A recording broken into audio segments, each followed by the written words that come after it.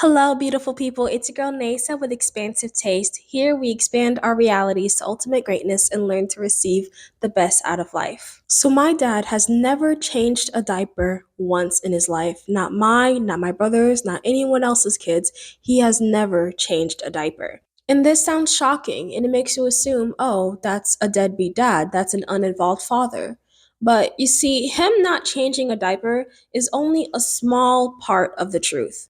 The reason why he's never changed a diaper is because that wasn't his job and he didn't have to. So, for more context, my family is Haitian and I was born in Haiti. So, let's talk about gender roles. So, my parents, they met in the 80s, and apparently, when my dad met my mom, he immediately knew he loved her and he wanted her to be his woman. My dad courted her for 7 years, and in that time, he was able to go to college, get a degree, and get a job as a bank manager. So he saved up some money, he bought her a ring, he paid for the wedding, and he built her a house. While the house wasn't finished, it was built up enough for them to move into this new home together right after they got married. And this is a house that still exists today. You know, 2 bedroom, 1 bathroom, an outhouse. It's got a front yard, balcony, a garage, a very big almond tree. And the other thing is, my mom actually adopted a boy when she was just 17 years old. And my dad was perfectly fine with this. And when they moved into the house after the marriage, he moved in the boy. He fathered the boy that my mom adopted before they were married. And this house was very close to my grandma's house on my dad's side of the family. And so my dad's, his sisters, his mom, they would be at the house just helping my mom out whenever she needed the help. So when my dad was confronted by my cousins and I about how he's never changed a diaper, he just answered, I never had to because there were always women in the house. And my dad didn't just stop at providing a home and putting food on the table. He took it a step further and he decided that he was going to go to America. And when he came to America, the problem was his qualifications and his experience as a bank manager didn't matter. So when he came here, he was working on the farms. He was picking tomatoes, strawberries, whatever. And eventually he started working at warehouses. And after 3 years of being away from his family and working very hard, working jobs that are below his intellectual ability, and of course, throughout those years, he was sending money back to his family. But after all that, he's able to bring his wife, his daughter, his son into America. But to wrap things all up, after some moving around, some settling, after getting new jobs, my parents were able to become homeowners. Both their children got to go to college and earn bachelor's degrees, and their daughter is very spoiled. So now that you know part of my story, you can understand why I would never be a man hater. And it would be very dumb of me to ever fall for the beliefs that men are monsters, that the patriarchy is evil. And it was very dumb of me to ever fall for some of the feminist traps that were set, starting around the time that I was like 17. I'm 26, by the way. Let's talk about the 4B movement. In Korea, women are protesting against men.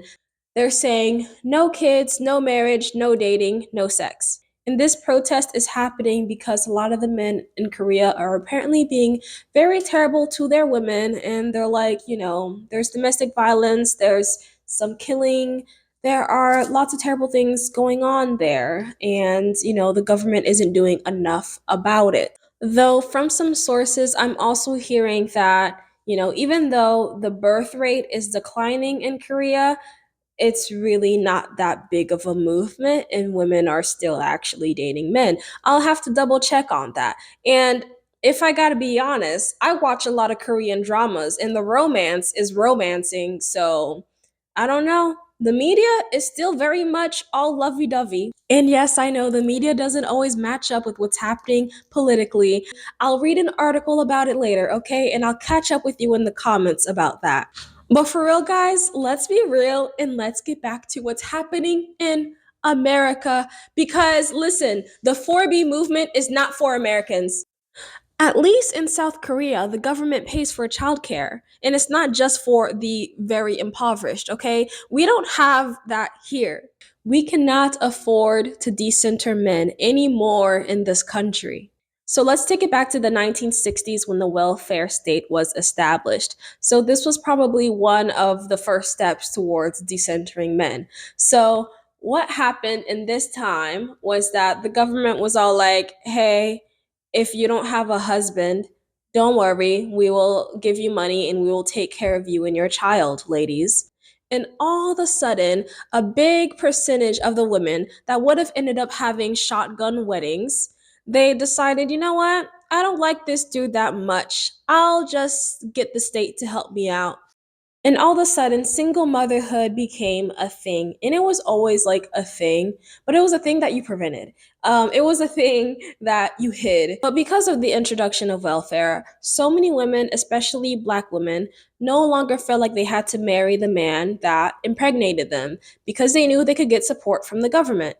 And in that moment, the man's role as a husband and father was suddenly just reduced to just money and putting food on the table, a check, and some food stamps. And where we are now, we're able to see the full effect of what it's like to remove the man from the household. And now we are getting the statistics of what happens when children are raised by single mothers. We see that the children are more likely to live in poverty, more likely to drop out of high school, more likely to end up being single mothers themselves, more likely to end up in prison, to be involved in crimes. Children who are raised by single mothers are overall more disadvantaged. And we can't just say it's because of the patriarchy. Just admit it. We need men. They're literally half the population. Why wouldn't we need them? And life is only getting harder, getting more complicated, getting more expensive. So at some point, you gotta just snap out of it and realize that we need each other. Remember, first of all, that we're human and we're not meant to be alone. We're meant to have community. We're meant to have family. So quit this gender war. Let's be logical and figure it out. If you need some help, I have some videos over here. So let's talk about the whole man versus bear thing. Some women are saying that they'd rather be stuck in the woods with a bear instead of a man. And that to me is so crazy. You guys are so silly. How bad has it gotten that you really think you're safer with a bear than with a regular man, the average man? You know, maybe you got paired up with a psychopath. Who knows? Maybe then he will just do what he does. But some of you really think you're safer with a bear, a 10-foot tall animal with claws. You really want to believe that if you're in the woods with a man, the only thing he can think of is getting his dick wet. Here's what I think would happen if I was stuck in the woods with a man. I imagine the first thing he would be thinking is, how do we get out of this situation? How do we survive? And you know what I'm gonna do? I'm gonna follow him. I'm gonna follow him as he tries to figure it out for the both of us. While I can be pretty smart, he probably knows something I don't know. Maybe he knows how to make a weapon out of rocks and sticks. Maybe he knows how to tell where north is. Maybe he can climb a tree to get us some fruit. Maybe he can't climb a tree, but he can throw a rock until the fruit falls down. Maybe I can throw a rock too to get the fruit, but I get tired after throwing it 20 times and I keep missing. But he maybe has a better aim, or he at least has more determination than I do, and he's able to throw it 100 times until he gets the fruit. So, yeah, I'd rather be in the woods with a man instead of a bear. Now, ask me if I'd rather be stuck in the woods with a woman. Listen, I love you ladies, but I wouldn't want to be with you. At some point, we'd probably just be crying and hugging each other, wishing, hoping something could change, someone could find us, and we would both be quietly thinking, dang, I wish I was with a man that could take care of things instead of you. We would both be thinking, this woman doesn't know how to start a fire, she can't read a map, we're doomed. But we would stick together. That's all I could say. We would definitely stick together. And one of us, or both of us, would have to step into a masculine role. And notice how I'm saying we'd have to step into a masculine role, because that's not who we are naturally. So, yeah, that's my take. This is how I think. This is my truth. And if that offends you, then that's fine. We don't have to agree. We don't have to like each other. So, that is all, beautiful people. Thank you so much for watching and making it to this point. I really appreciate you. Please comment, like, share, and subscribe. That is all, beautiful people. I sent you my love. Mwah. Bisous.